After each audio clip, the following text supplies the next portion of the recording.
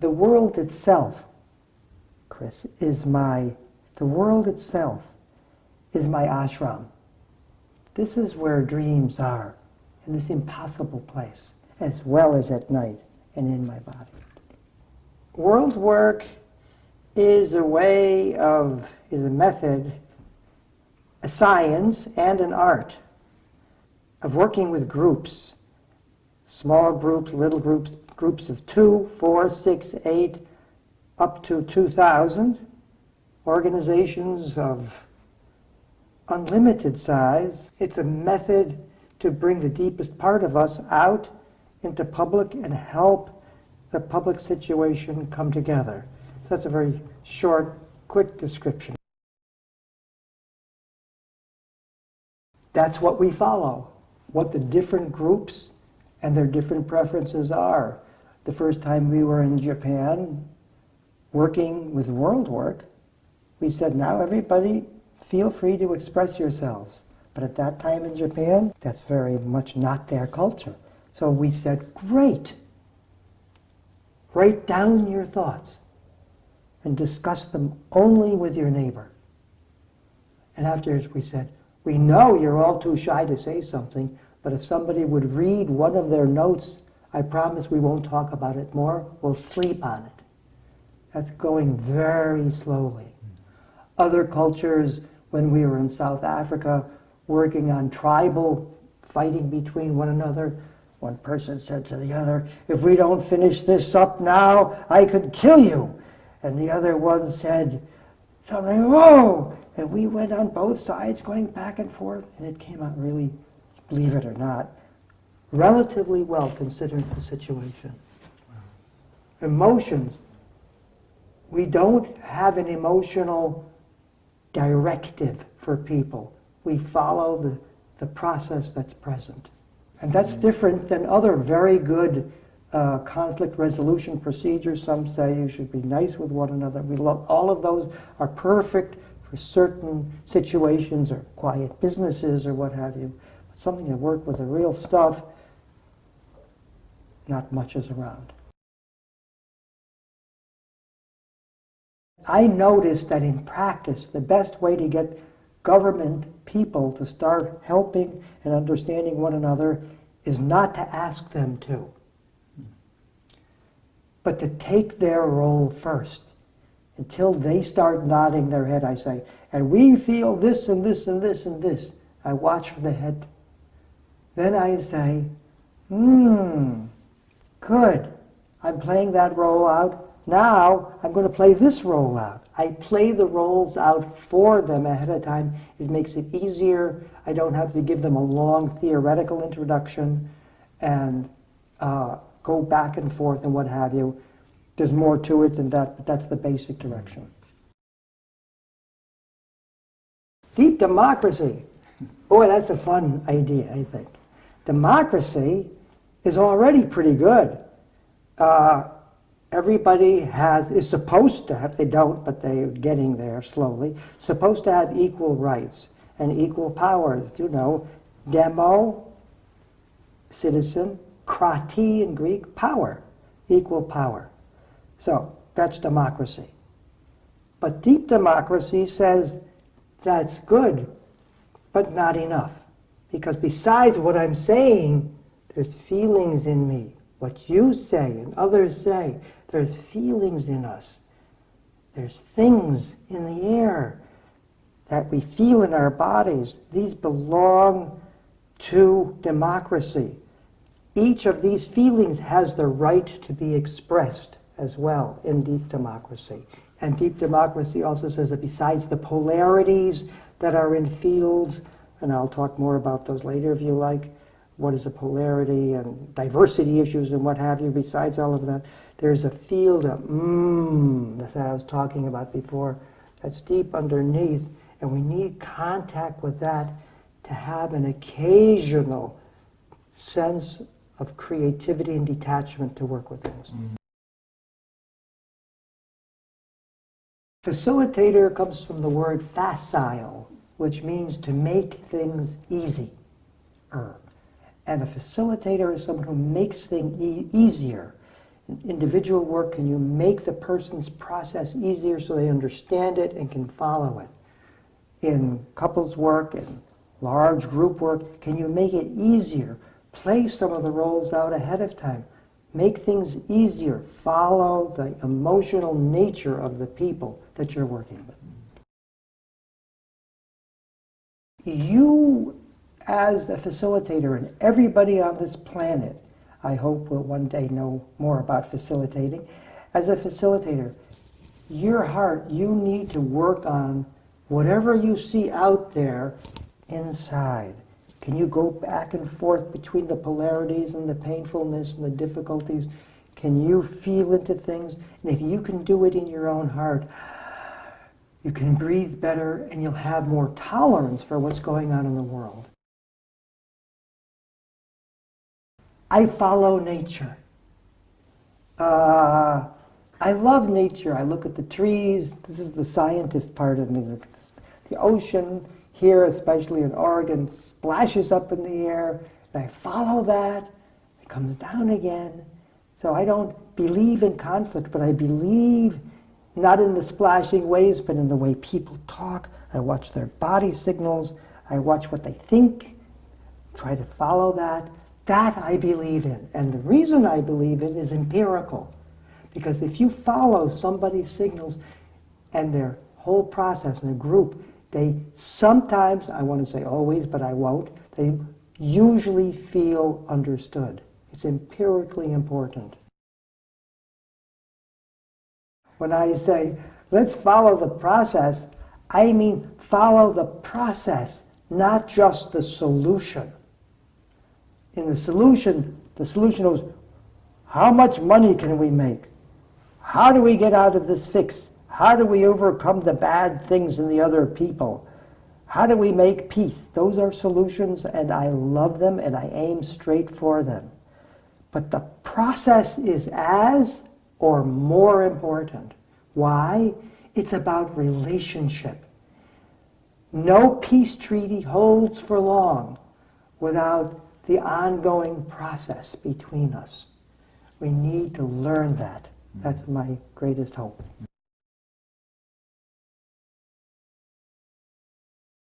I'll make that really simple. We were just also at the California Association for Marriage Group Therapy, Group and Marriage Therapy. And there, what they understood was that psychology, psychotherapy, therapy of all kinds, facilitation work, call it what you want, is a science, and a strict science. Can you follow the details? Can you watch the way somebody moves? Can you look at their eyes? Can you hear the tone of voice? That's empirical, measurable science. But even if you can do the science, there's an art that's possibly missing. So that even in tense circumstances, I know a lot about watching signals and what have you, but under very, very tense circumstances, it's my art that has to come through. Science is important, you need it, but when you're under strain, what have you, also to make things work best, you have to be in touch with your deepest self.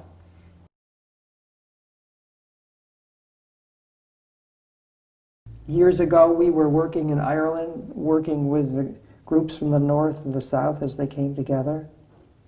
And they were screaming at each other, 200, 300 people screaming all at the same time. You killed my people, and you killed my people. Now I know that's a ghost role. Where is death? Why not bring in death and dying? But I couldn't use my science. The tension was too much. So what I did is relaxed for a moment, and then in the middle of all that screaming, Amy and I were holding each other's hands. It was very even scary. And we moved around a little bit like that. I opened my eyes, and I could see a red, red, red mark on the side of somebody's neck. And I said, such a big red mark on your neck, what is that? And he said, of course, death. I just had a heart attack. My doctor told me not to come. To make the story short, the other man said, "You had a heart attack." "I have such high blood pressure, my doctor said this will be my last time on earth if I go." And they looked at each other, and very, very, very slowly they came together. They grasped each other around the arms, and that was just before the voting on the peace accord in Ireland some years ago. But the point I want to make here, these are great men, is that the science is important, but you need the art to work when you practically can't. Roles means that I'm a person. Everybody is a person. And you're a role. A role means that you are not just you over there, but the position you have as mother, child, father, leader, boss, president, and all of these things is a role that is yours, but you kind of forget it. It has to be shared a little bit. Otherwise people get angry at you and want to knock you out of that role. So knowing it's a role and knowing that roles can be switched, that you need to feel your way into other people's shoes means that you need to sometimes be able to switch or at least feel your way into another person's role. This is a very central aspect to all relationship and of course to world work too.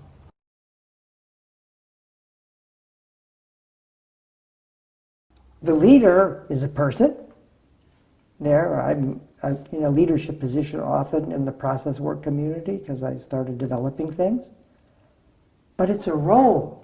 If I don't know it's a role, I'll stop other people from developing new ideas about process work. I think I'm the leader and get upset if I see new ideas. Instead of encouraging that, it's a role. Like Jung is a role, Jungian psychology. So I dreamed that Jung came inside of me to do things, so I'm picking up that role. That's the meaning of roles. Ghost roles, yes I can. I'm going to give you an example. It's about Hillary Clinton, who is running for president of the United States. She's a good woman. And the leader of Black Lives Matter movement. He's a very good man, and she lets this come out on the internet, the conversation between the two of them. She says, "Well, tell me, what is on your mind today?" basically. And he says, "What's on my mind is Black Lives Matter. White people don't get it." He says, "Slavery is still around in the way whites deal with blacks. We've got to make a change of heart, as well as other things." Beautiful talk, he said. She says, basically, heart is good, but we need laws.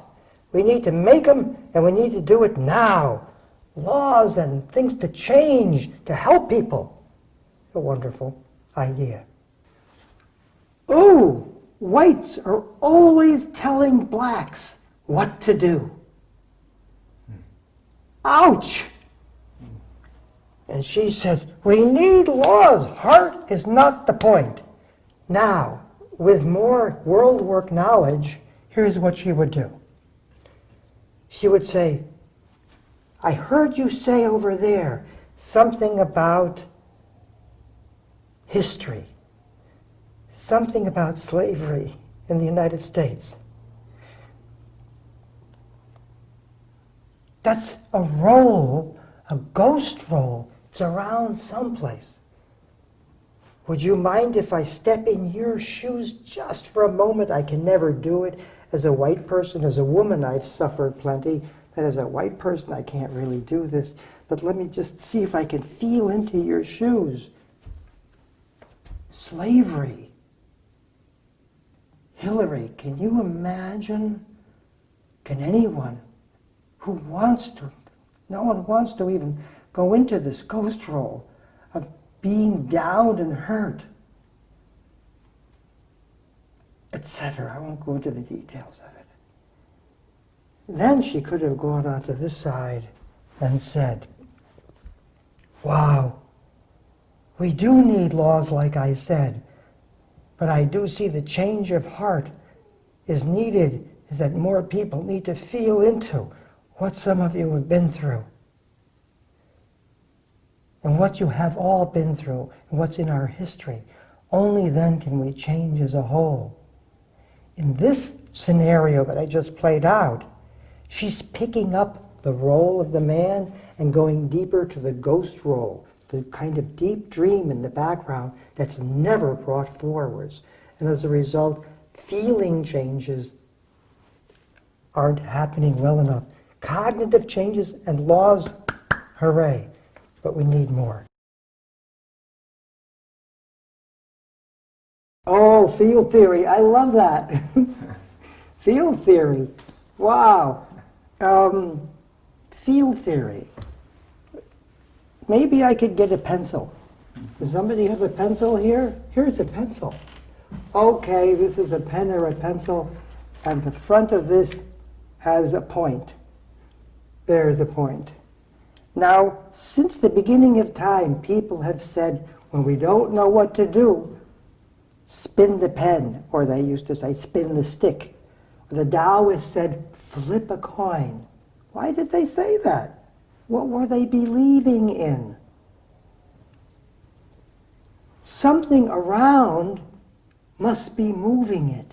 People have always had the sense there's a power in the air. In a way, that power in the air fields are aspects of the first religions, everything. Theoretical physics isn't going to study religion. That's not good. But they study fields, and they've come across all kinds of fields. The black matter is there a black matter field that sucks things into the black holes in the universe? We don't know much about that. Einstein said fields, well, I don't know about gravity, things drop, he said, but he did see things go down. He said, but maybe there's a curvature in the field we live in. Space-time curved. Everybody said, whoa, you're getting weird. But it's just Taoism. It's another form of Taoism. And so field theory simply means, for the general public, the concept is there's a little something in the air. And very sensitive people feel when they come into a room, there's a certain in the room. And that is what I have been calling a field, and in that field are all sorts of things, and knowing about that field and working with it and following what it does is a big help in world working, people getting along. And another aspect of physics which people still don't really completely understand in quantum physics, they know that it works, but they don't know what it is a non-local connection. Something moves over here, and if these two things were originally friends down here, and later they're like this, and this thing moves. They're coupled in some way. Or if this moves. There's a coupling. So being interested in fields and in quantum field theory and what have you, there's a non-locality. I like the word Tao to the way things happen. And physics are still debating how far you can go with that, but psychologists and people who sense things have been working with this non-locality. If you feel something here, maybe it's connected with things out there.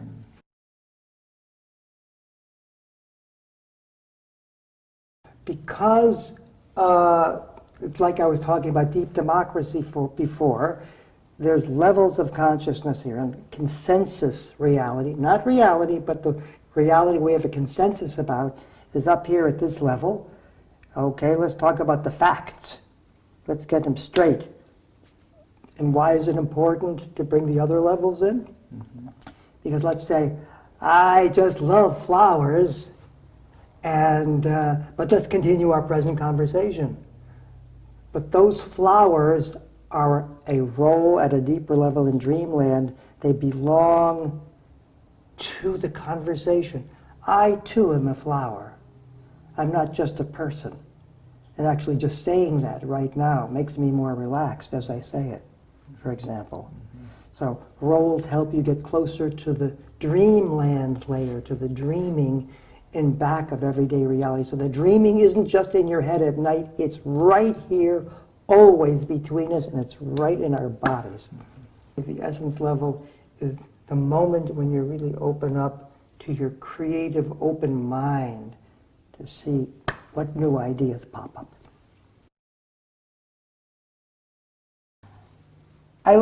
That's my science background again. I like what Einstein said late in life. He said, there's something, I want to know the mind of God. The rest are details. What's the thinking? Is there some sort of intelligence in our universe? Maybe. Forget religion. Is there some intelligence behind all the details and all the structures that happen? Now, bring in religion and bring in psychology. Is there some intelligence behind it? It sure looks it.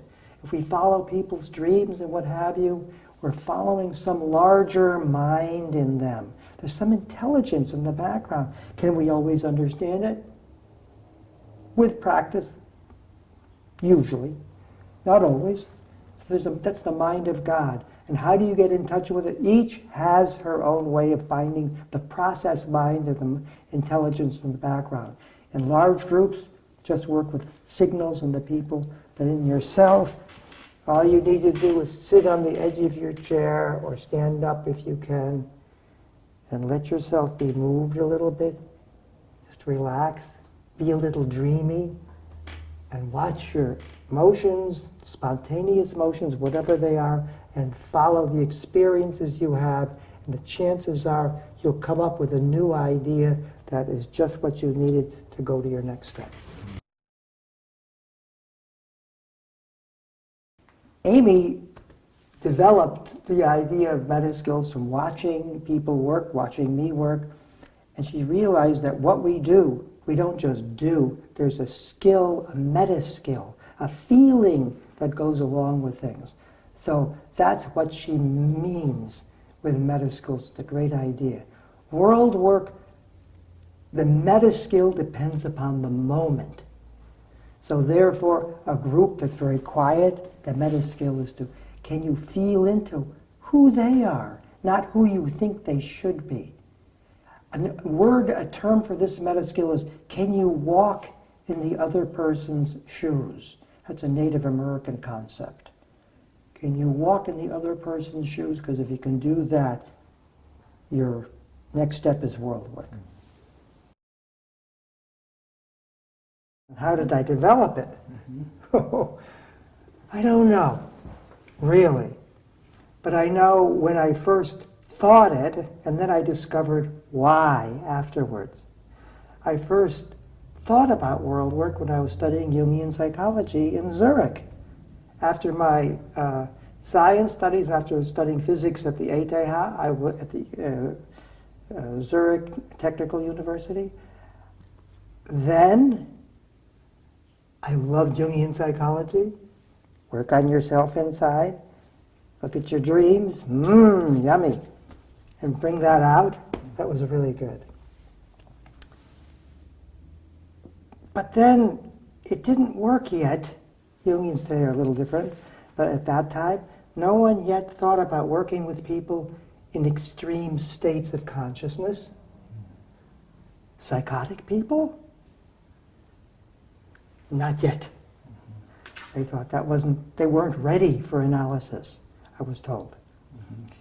Psychotic people or couples talking about dreams together? Why not, but not in public. People could go psychotic, I was told.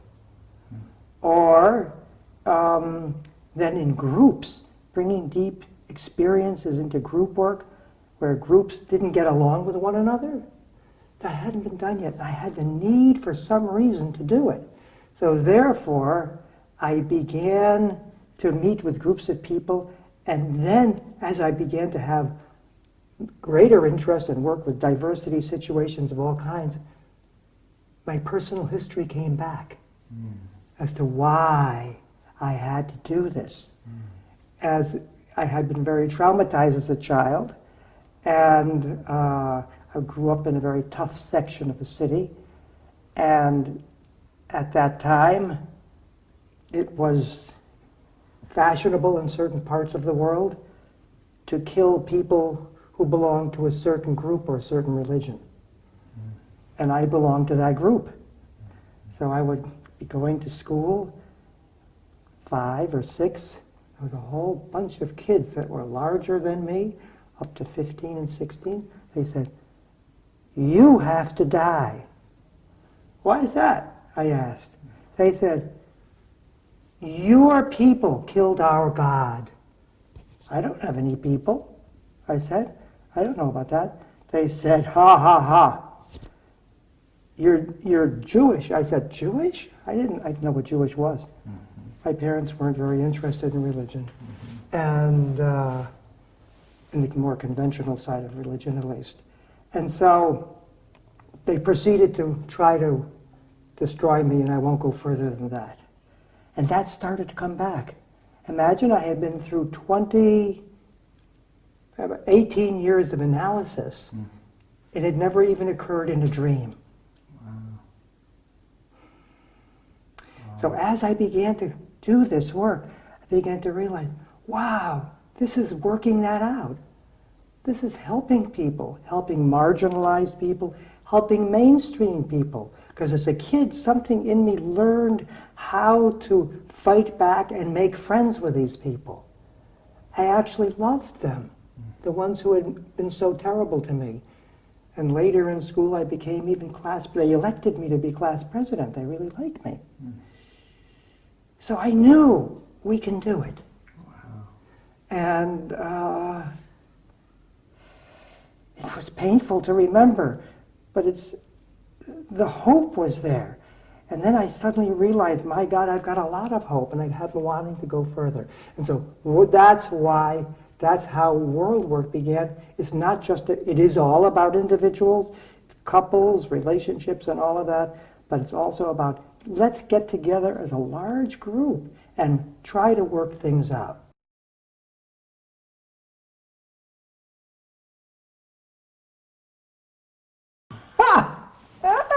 What a great question. What would Jung think today if he were to observe a world work situation? That's a really good question. Well, I don't know, but I can imagine. And at first, coming from Switzerland, and he was born in 1875, I think, approximately. Yes, 1875. He would, and being Swiss, everything is more orderly. It was more orderly there at the time. He'd look at world work and say, "Whoa, what's going on here? Mein Gott, was ist jetzt das?" he would say. That means, what is that? And he'd look. And then I'd talk to him, and I'd say, "You remember, I dreamed about you the other night that you came," which I have. And he said, "Yeah, I crawled into you." He said, "Because I knew we need more." So that's what he said in my dream. We do need more. So I think today he'd say, this is the right direction. How can we bring humanity together a little more? How do you learn this? How do you learn this? Well, the best teacher is yourself. Follow your heart. Study people. Do it your way. That's the best teacher. The next best teacher might be a book that can help you. Then find some actual teachers who practice it. Like here at the Process Work Center in Portland, there's a lot of teachers working on this material, or you'll find it in process work centers around the world, very good ones, or the Deep Democracy Institute, and many process workplaces, and learn it from your dreams.